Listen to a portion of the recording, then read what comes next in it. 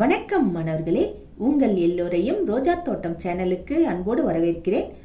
மாணவர்களுக்கு தேவையான தமிழ், அறிவியல், சமூக அறிவியல் பாடங்களுக்கான பிளேலிஸ்டோட லிங்க் டிஸ்கிரிப்ஷன் பாக்ஸ்ல தரப்பட்டிருக்கு. தேவைப்படுறவங்க பயன்படுத்திக்கோங்க. இன்னைக்கு எந்த பாடம் படிக்கலாம்? நம்மை சுற்றி நிகழும் மாற்றங்கள் என்ற 6ஆம் வகுப்பு அறிவியல் பாடத்தில் கொடுக்கப்பட்டிருக்கும் மதிப்பீடு வினாக்களுக்கு விடைகளை படிக்கலாமா? முதலில் பொருத்தமான விடையை தேர்ந்தெடுக்கவும். 1. பனிக்கட்டி நீராக உருகும் போது ஏற்படும் மாற்றம் டேஷ் ஆகும். பனிக்கட்டி என்ற திடநிலையிலிருந்து நீர் என்ற திரவ நிலைக்கு மாறுது இல்லையா? ஒரு நிலையிலிருந்து இன்னொரு நிலைக்கு மாறுது, அதனால் இது நிலை மாற்றம். எப்படி எழுதலாம்? பனிக்கட்டி நீராக உருகும் போது ஏற்படும் மாற்றம் நிலை மாற்றம் ஆகும். 2. ஈரத்துணி காற்றில் உலரும் போது ஏற்படும் மாற்றம் டேஷ் ஆகும். ஈரத்துணி காற்றில் உலரும் போது ஏற்படும் மாற்றம் இயற்பியல் மாற்றம் ஆகும். ஏன்னா ஈரத்துணி காற்றில் உலரும் போது ஏற்படக்கூடிய மாற்றம் வேதியியல் மாற்றம்னு சொல்ல முடியாது, விரும்பத்தகாத மாற்றம்னு சொல்ல முடியாது, மீளா மாற்றம்னு சொல்ல முடியாது. இயற்பியல் மாற்றம் என்பது சரியான விடை. 3. பால் தயிராக மாறுவது ஒரு டேஷ் ஆகும். விடை பால் தயிராக மாறுவது ஒரு மீளா மாற்றம் ஆகும். பால் தயிராயிடுச்சுன்னா திரும்ப பாலா மாறாது இல்லையா? மீளாத மாற்றம், அததான் மீளா மாற்றம்னு சொல்லுவாங்க. அடுத்தது 4. கீழுள்ளவற்றில் விரும்பத்தக்க மாற்றம் எது? என்னென்ன கொடுத்திருக்காங்க? துருப்பிடித்தல், அதை நாம விரும்புவோமா? இல்ல.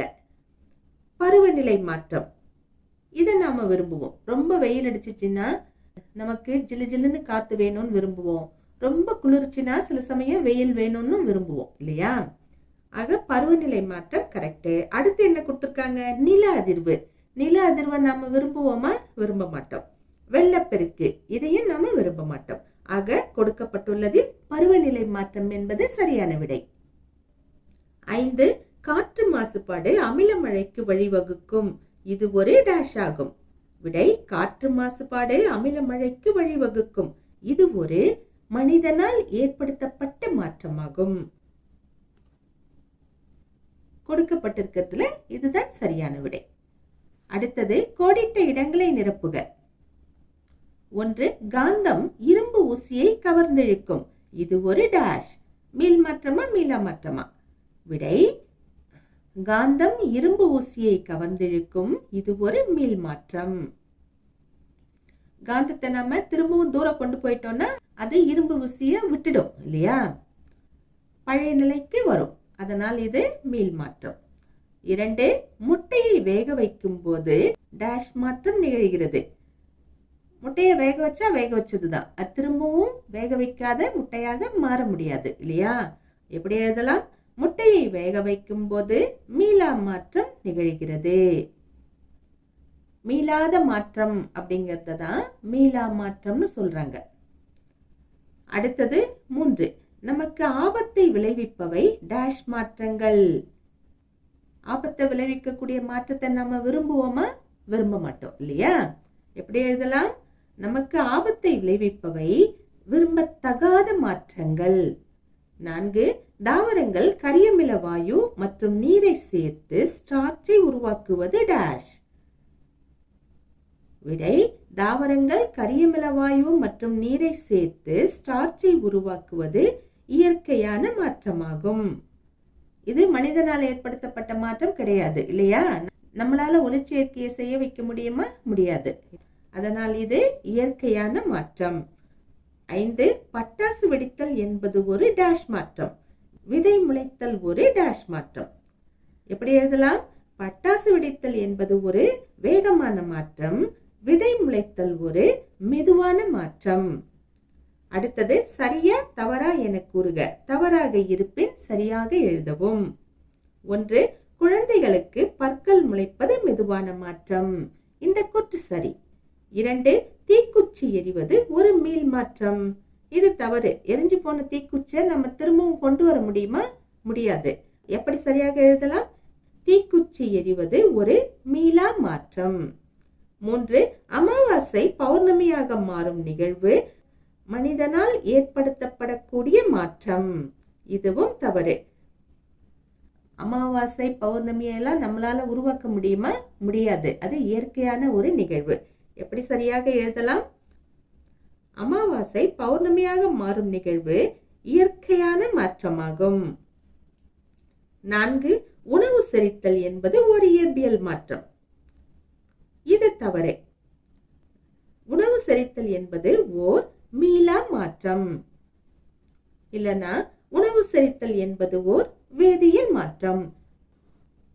வேதியியல் மாற்றத்தின் ஒரு வகைதான் மீளா மாற்றம். இயற்பியல் மாற்றம்னா அது மீள் மாற்றம், திரும்ப நடக்கக்கூடியது.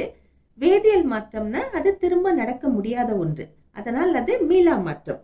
ஆக இங்க நாம மீளா மாற்றம்னு எழுதினாலும் சரிதான், வேதியியல் மாற்றம்னு எழுதினாலும் சரிதான். உணவு செரித்தல் என்பது ஓர் மீளா மாற்றம், இல்லைன்னா உணவு செரித்தல் என்பது ஓர் வேதியியல் மாற்றம், எப்படி வேணாலும் எழுதலாம். 5. உப்பை நீரில் கரைத்து உருவாக்கும் கரைசலில் நீர் ஒரு கரைபொருளாகும். இது தவறு. எப்படி சரியாக எழுதலாம்?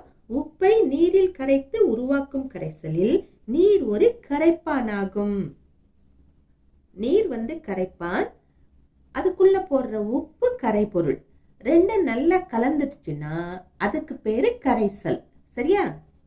அடுத்து பாருங்க, ஒப்புமை தருக கேட்டிருக்காங்க.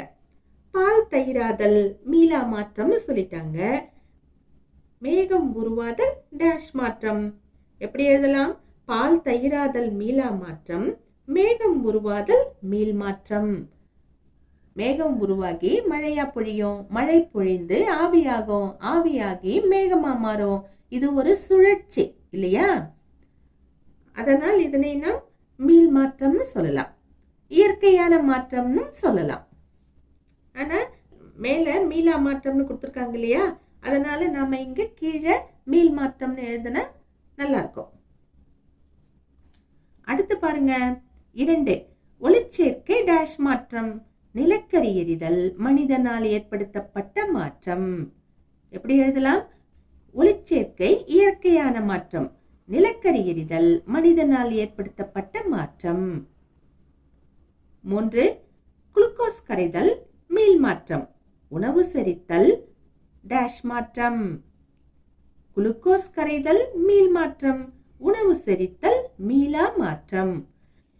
நாம என்ன சொல்லியிருக்கோம்? மீளா மாற்றம்ங்கிறது வேதியியல் மாற்றம். இதையும் நீங்க மனசுல வச்சுக்கணும். அடுத்தது பாருங்க, 4. உணவு சமைத்தல் விரும்பத்தக்க மாற்றம். உணவு கெட்டு போதல் டேஷ் மாற்றம். உணவு சமைத்தல் விரும்பத்தக்க மாற்றம், உணவு கெட்டு போதல் விரும்பத்தகாத மாற்றம். 5. தீக்குச்சி எரிதல் டேஷ் மாற்றம். பூமி சுற்றுதல் மெதுவான மாற்றம். பூமி சுற்றுதல மெதுவான மாற்றம்னு சொல்லியிருக்காங்க. தீக்குச்சி எரிதலை நாம என்ன சொல்லலாம்? வேகமான மாற்றம்னு சொல்லலாம். சரியா? விடை வேகமான மாற்றம். அடுத்தது, பொருந்தாத ஒன்றை தேர்ந்தெடுத்து அதற்கான காரணத்தை கூறு. கொடுக்கப்பட்டிருக்கிறத படிச்சு பார்த்து எது பொருந்தாதோ அதை சொல்லணும், அதற்கான காரணத்தையும் சொல்லணும்.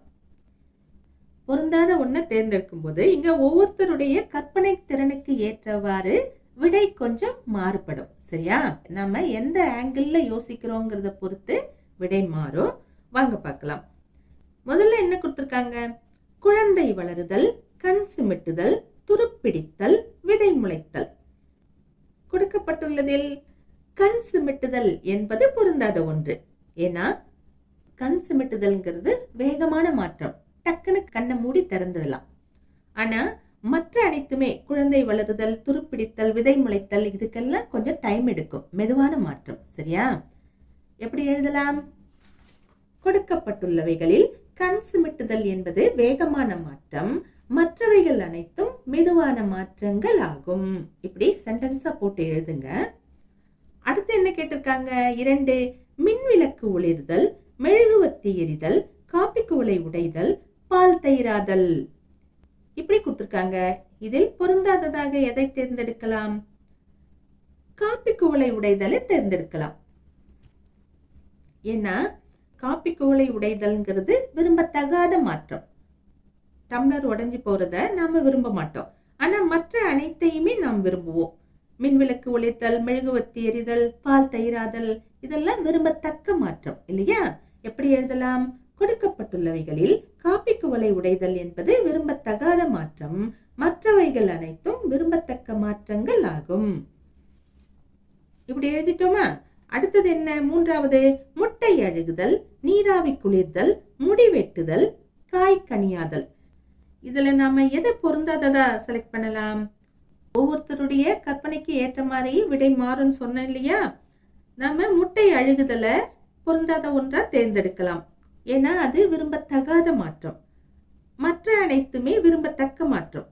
எப்படி? நீராவி குளிர்தல். நீராவி குளிர்ந்துச்சுன்னா அது மழையாக பொழியும் இல்லையா? மழை நமக்கு பிடிக்கும். முடி வெட்டுதல், ஸ்டைலா நம்ம ஹேர் கட் பண்ணிக்கிட்டோம்னா அதுவும் நமக்கு பிடிக்கும். காய் கனியாதல், ஒரு காய் பழமா மாறும்போது அதுவும் நமக்கு பிடித்தமான ஒன்றுதான் இல்லையா? ஆனா முட்டை அழுகுறதுங்கிறது நமக்கு பிடிக்காது. அந்த வகையில முட்டை அழுகுதலை நாம சரியான விடையா தேர்ந்தெடுக்கலாம். இன்னொரு ஆங்கிள் நாம யோசித்தோம்னா முடி வெட்டுதல் என்பது பொருந்தாது. எப்படின்னா, முடி வெட்டுதல்னா அது மனிதனால் செய்யப்படக்கூடிய ஒரு மாற்றம் இல்லையா? செயற்கையான மாற்றம். மற்ற அனைத்துமே இயற்கையா நடக்கும். எது? முட்டை அழுகுதலும் இயற்கையா தான் நடக்கும். அதாவது ஒரு முட்டைய உருவாக்குறதுக்கோ அழுக வைக்கிறதுக்கோ இதெல்லாம் நம்மளால முடியாது இல்லையா? இயற்கையான ஒரு நடைமுறை தான் அழுகுதல் என்பதும். அதுக்கப்புறம் நீராவி குளிர்தலும் இயற்கையான ஒரு மாற்றம் தான். அப்புறம் காய் கனியாதல், இதுவும் இயற்கையா நடக்கக்கூடியதுதான் இல்லையா? அந்த ஆங்கிள் நாம யோசித்தோம்னா முடி வெட்டுதல் என்பது பொருந்தாத மாற்றம் இல்லையா? ஏதாவது ஒண்ணு நாம எழுதணும், அதுக்கு சரியான காரணத்தை நாம சொல்லணும். இப்ப நான் இங்க முடி வெட்டுதல பொருந்தாத ஒன்றா சொல்றேன். எப்படி எழுதலாம்?